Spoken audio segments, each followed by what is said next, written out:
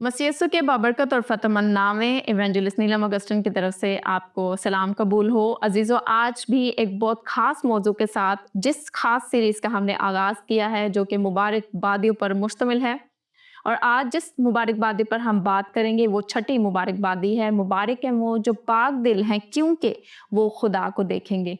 तो दिल की अहमियत पर आज बात की जाएगी, और हम सब जानते हैं कि रूहानी तौर पर और जिस्मानी तौर पर हमारा दिल एक बहुत अहमियत का हामिल है।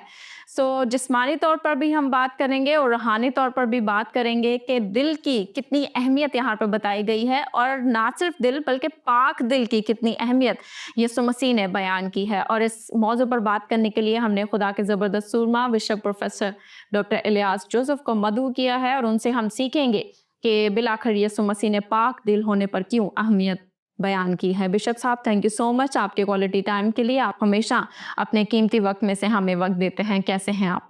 खुदा का शुक्र है, बिल्कुल ठीक।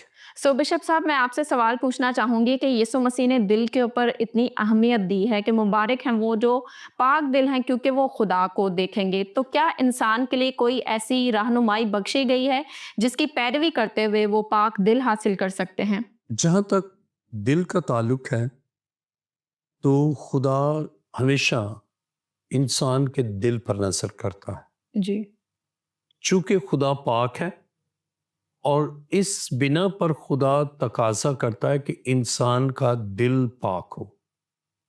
और खुदा के कलाम मुकद्दस में मत्ती रसूल की इंजील 5वां बाब 8वीं आयत में लिखा है, मुबारक हैं वो जो पाक दिल है, क्योंकि वो खुदा को देखेंगे।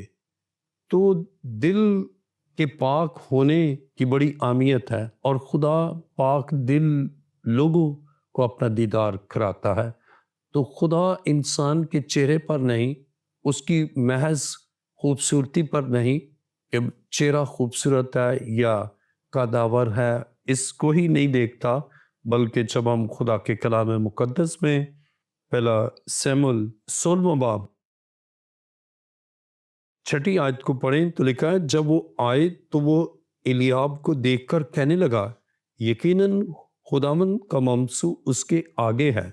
पर खुदावन ने शमूएल से कहा कि तू उसके चेहरा और उसके कद की बुलंदी को ना देख, इसलिए कि मैंने उसे नापसंद किया है। क्योंकि खुदावन इंसान की मानित नजर नहीं करता, इसलिए कि इंसान ज़ाहिरी सूरत को देखता है, पर खुदावन दिल पर नजर करता है।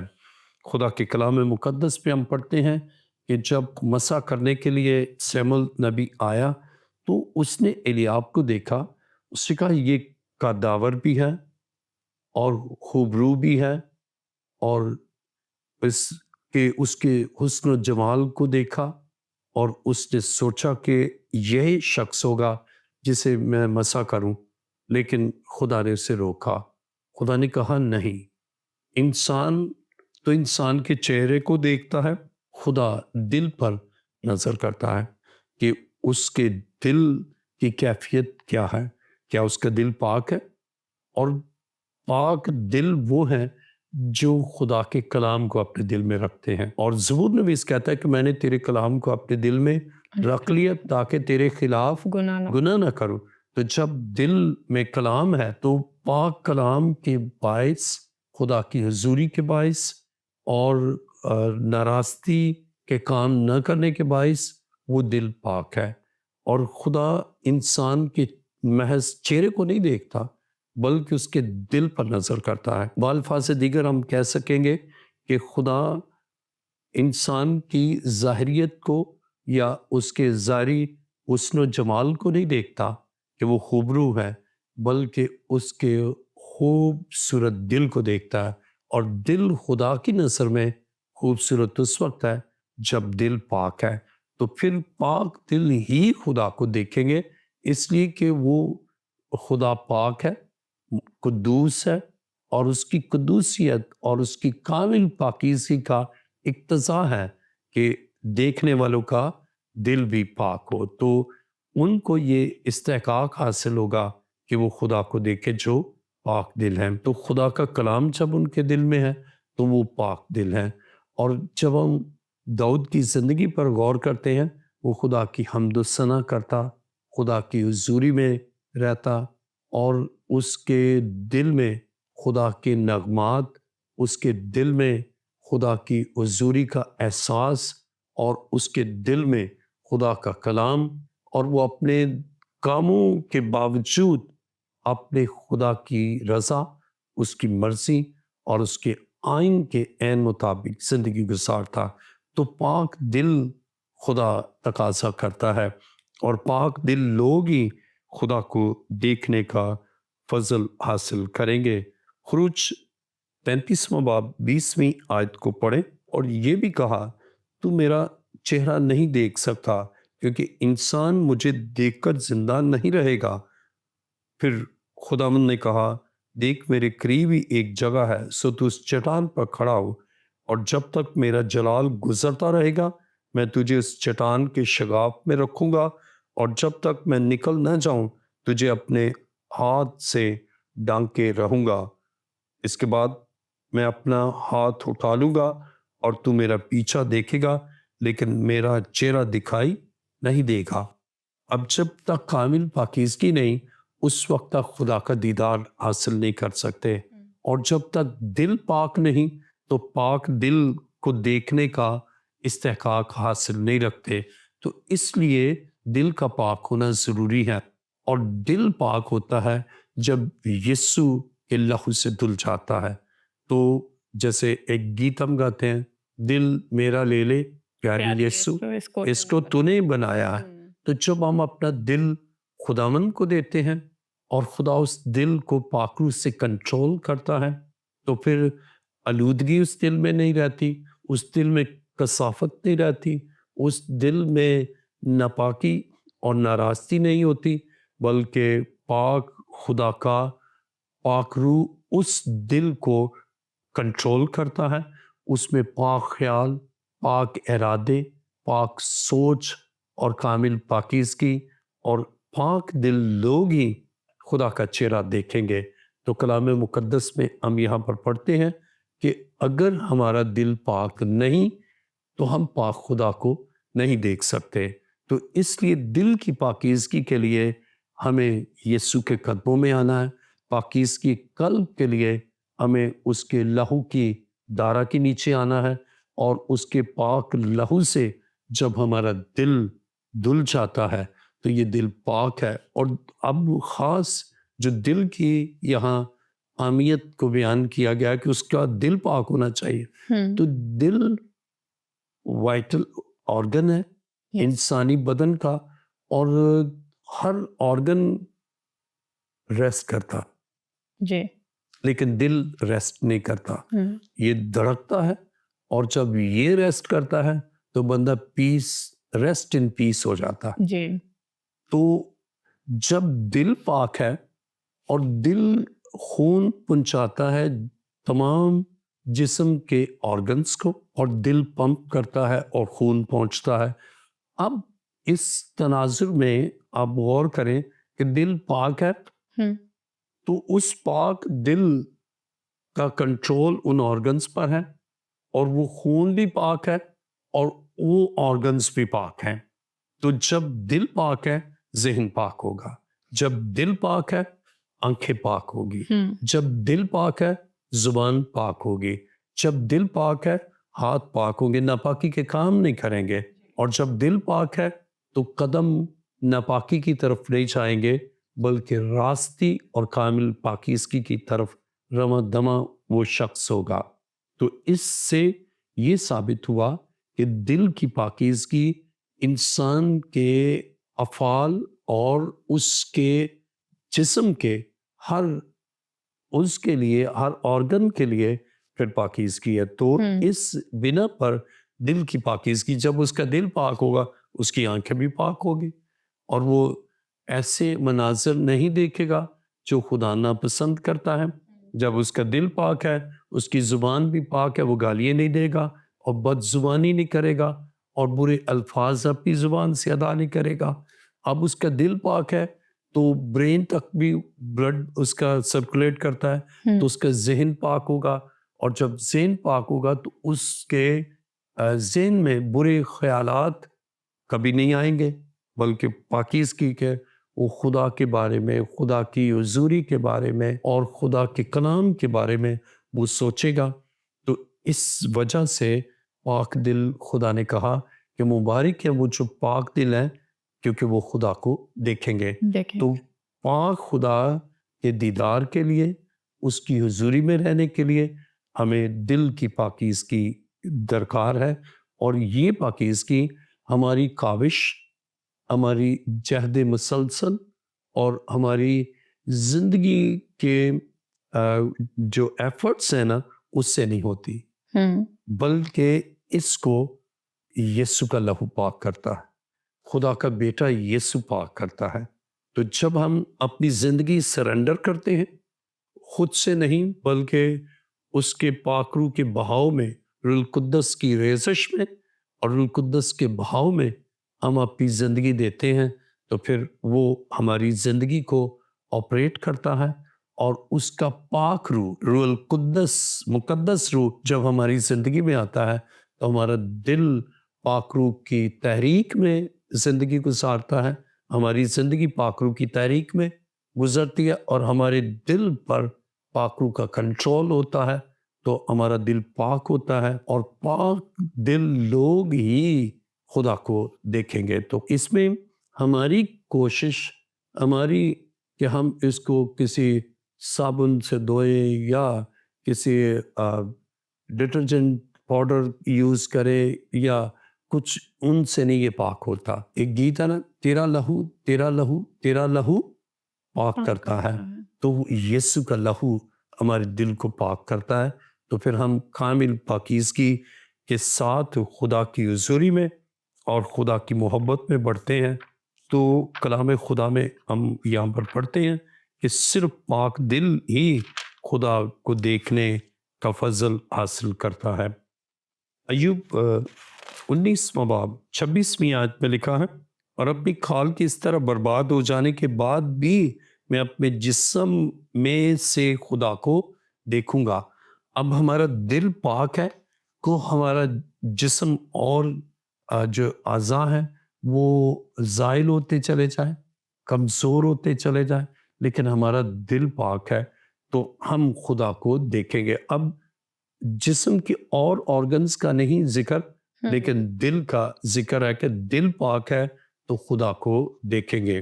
تو وہ لوگ جو اپنے دل کی پاکیزگی کو قائم رکھتے ہیں، جیسے ایوب کی شخصیت پر جب ہم غور کرتے ہیں، بہت سے ٹرائل سے وہ گزرا، بہت سی مسائل اور مصیبتوں سے وہ گزرا، تاہم اس کا دل پاک رہا، حتیٰ کہ اس کی بیوی بھی اس کو کہتی ہے کہ خدا کی تکفیر کر اور مر جا، لیکن وہ تکفیر نہیں کرتا، بلکہ پاک دلی کے ساتھ خدا کے ان سارے کاموں کو وہ قبول کرتا ہے اور کہتا ہے کہ خداوند نے دیا، خداوند نے لے لیا، خداوند کا نام مبارک ہو۔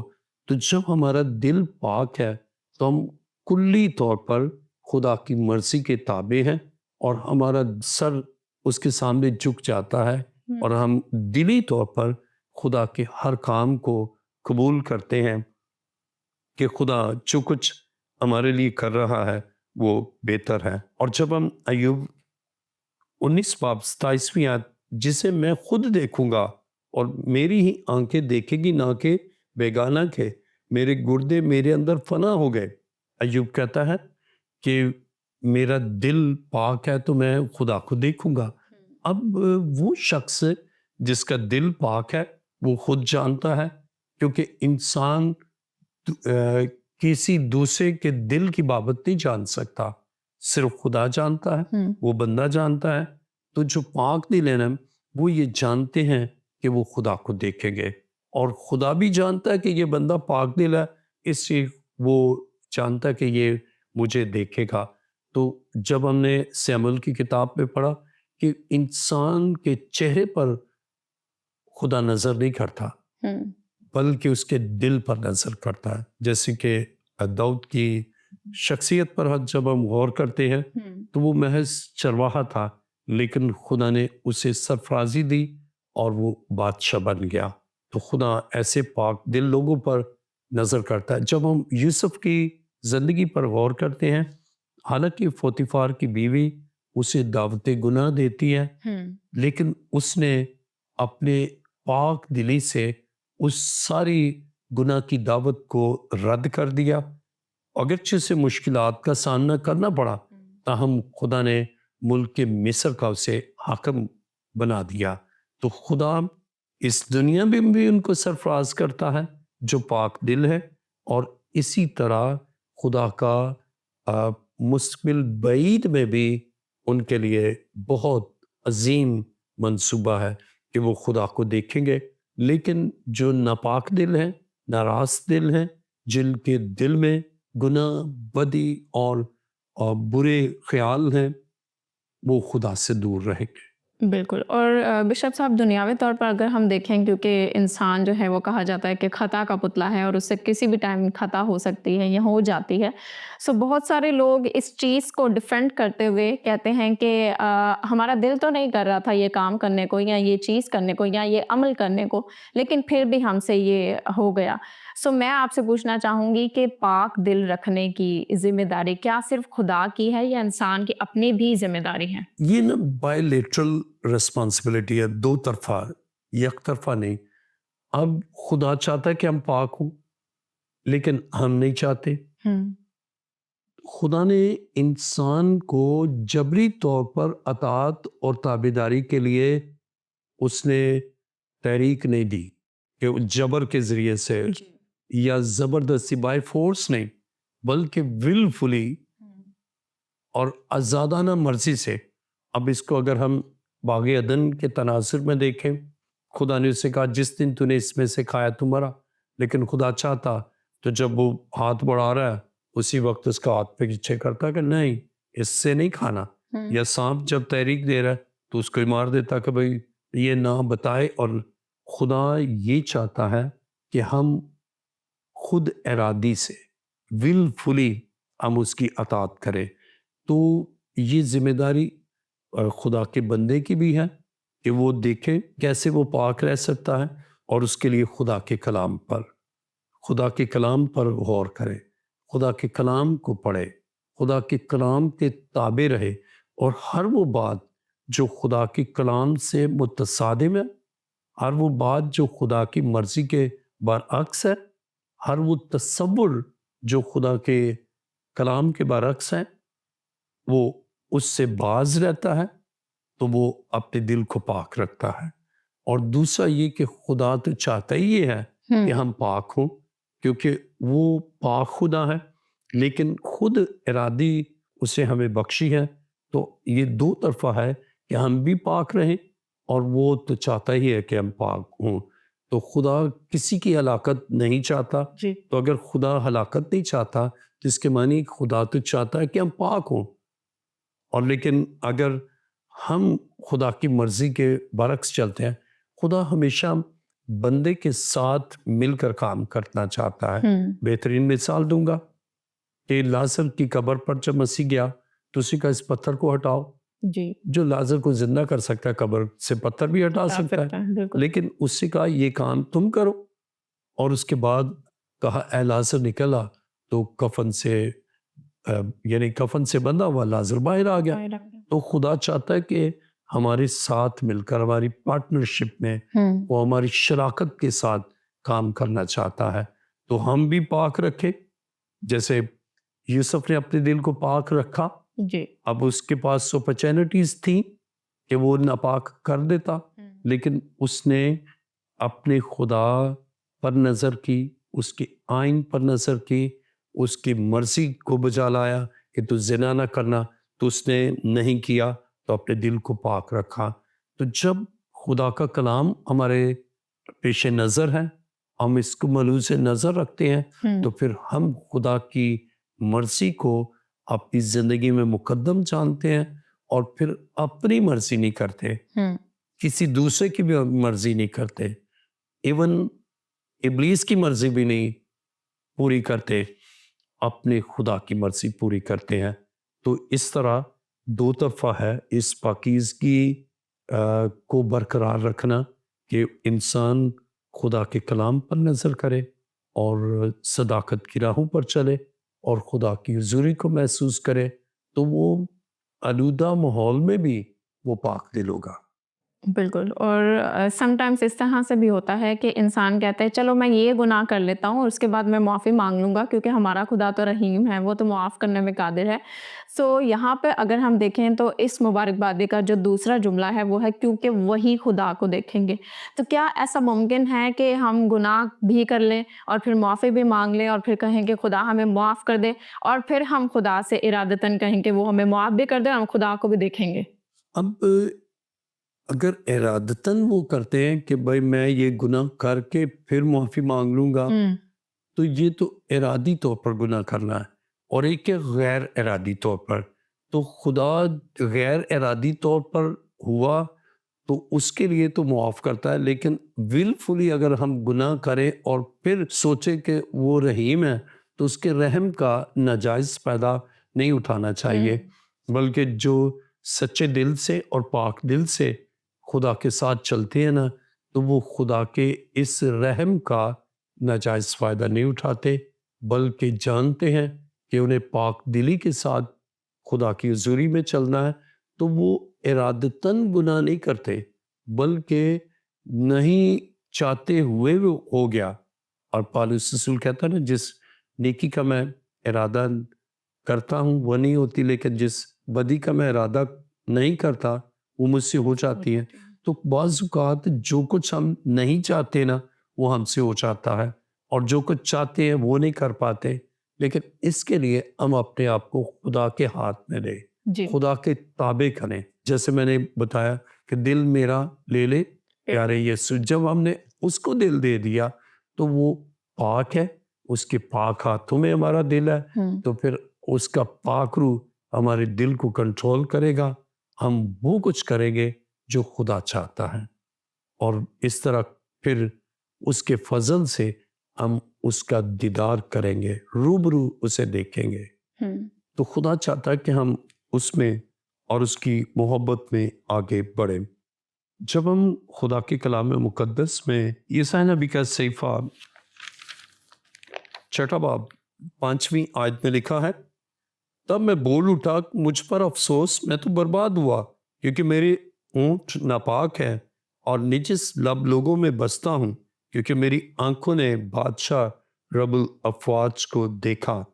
اس وقت سرافیم میں سے ایک سلگا ہوا کوئلہ جو اس نے دستے پناہ سے مذبح پر سے اٹھا لیا, اپنے ہاتھ میں لے کر اڑتا ہوا میرے پاس آیا اور اس سے میرے منہ کو چھوا اور کہا, دیکھ اس نے تیرے لبوں کو چھوا, بس تیری بدکرداری دور ہوئی اور تیرے گناہ کا کفارہ ہو گیا.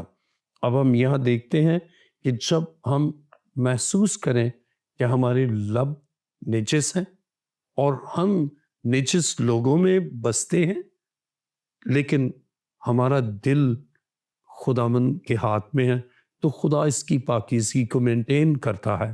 اب اسے ادراک حاصل ہوا کہ لب نجس ہیں اور خداوند کے حضور فریاد کی, تو خدا نے اس کی لبوں کی پاکیزگی اور اس کی پاکیزگی کا انتظام کیا. تو اس کے معنی ہے کہ جب ہم سے لاشعوری طور پر یا غیر ارادی طور پر ہم سے کوتاہی ہو, تو ہم خداوند کے حضور التجا کریں, پاک خدا کے حضور, اور خدا ہماری نجاست کو اور ہماری ناپاکی قلب کو ہمارا خدا دور کرتا ہے اور ہمارے دل کو پاک کر دیتا ہے. تو ہم اس کامل پاکیزگی میں خدا میں اور اس کی محبت میں بڑھتے ہیں, اور وہ دن آتا ہے کہ پھر ہم خدا کو دیکھیں گے. تو پاک دل لوگ خدا کو دیکھتے ہیں. خدا کے کلام مقدس میں پیدائش 5واں باب 24ویں آیت, اور ہنوک خدا کے ساتھ ساتھ چلتا رہا اور وہ غائب ہو گیا کیونکہ خدا نے اسے اٹھا لیا. ہنوک اس دنیا میں پاک دل کے ساتھ چلتا رہا, اور جب ہم پاک دل کے ساتھ چلیں گے تو تو ہم اس دنیا میں بھی خدا کے ساتھ ساتھ چلیں گے، اور جب خدا کے ساتھ ساتھ چلیں گے تو خدا ہمیں اپنے ساتھ ہمیشہ رکھنے کے لیے اس دنیا سے لے لیتا ہے، اور ہم اس کو پھر دیکھیں گے اس کی حضوری میں۔ ایک اس کا پہلو یہ ہے کہ اس دنیا میں ہی ہم چلتے ہیں پاک دل کے ساتھ، خدا کی رفاقت میں خدا کے ساتھ چلتے ہیں، اور پھر ہم ہمیشہ اس کے ساتھ رہیں گے۔ جیسے یسوع مسیح نے کہا، دیکھو میں دنیا کے آخر تک ہمیشہ تمہارے ساتھ۔ یہ ایک فیز ہے کہ دنیا کے اختتام تک ہمارے ساتھ ہے۔